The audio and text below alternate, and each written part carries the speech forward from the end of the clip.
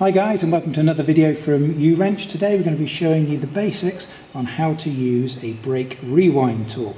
These are really inexpensive kits. These can be purchased on eBay and Amazon for about $25 to $30, and they'll do any car, any make or model on the market, and they'll last for years. So they really are an excellent investment. And these are mainly for the rear calipers, but there's also a tool in here for rewinding front calipers as well. So we're going to have a look at this tool in a little bit more detail, explain how it works, and give you some examples. Now, something to bear in mind if you're thinking of buying a tool for rewinding your brake calipers, you can buy these quite inexpensive little cubes. These are about half the price. These are probably about $15, $10 to $15, and they can be okay some of the time. You do have to kind of force them in with pressure and turn at the same time. These just attach onto a standard 3/8 wrench. And what I found in the past is you don't end up having the exact kind of combination of teeth that you actually need for the job. So I found these to sometimes be quite useful and sometimes to be quite useless. And to be honest, if you're going to spend $10 on this, you might as well get rid of that and spend $25 to $30 and get the proper set, which will last you forever.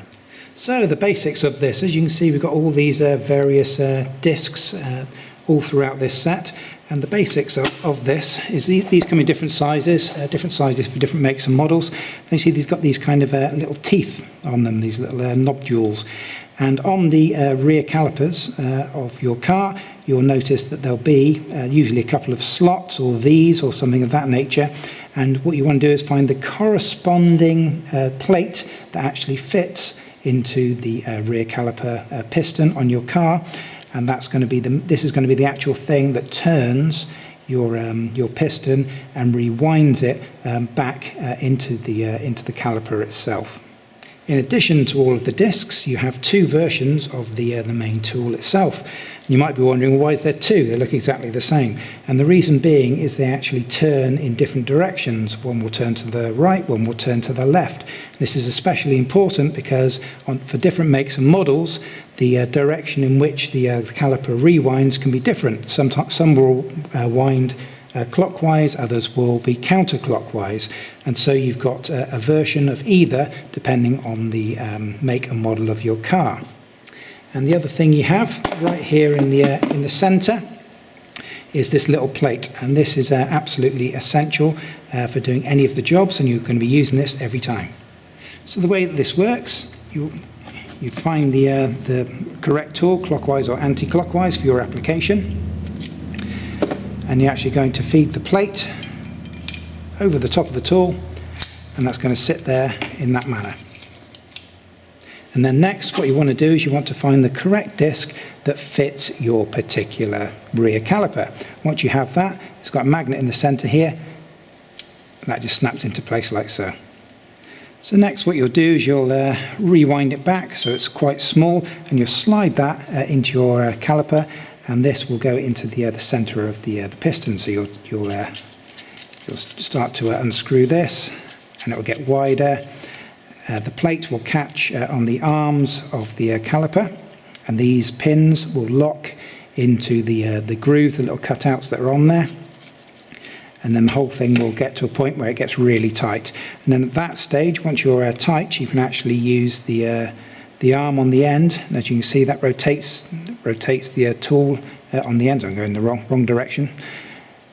That will start to rewind the caliper. So as you can see, as it rewinds, it's making this gap bigger. And so this is forcing helping to force the piston back into place. And so you just keep going in that manner, and that will continue to rewind that piston back into the caliper.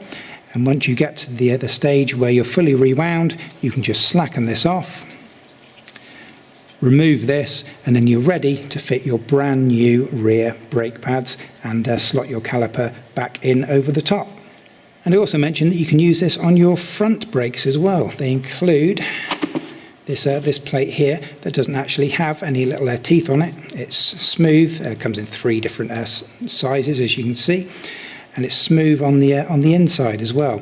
So when that snaps onto there, that plate is just free to spin.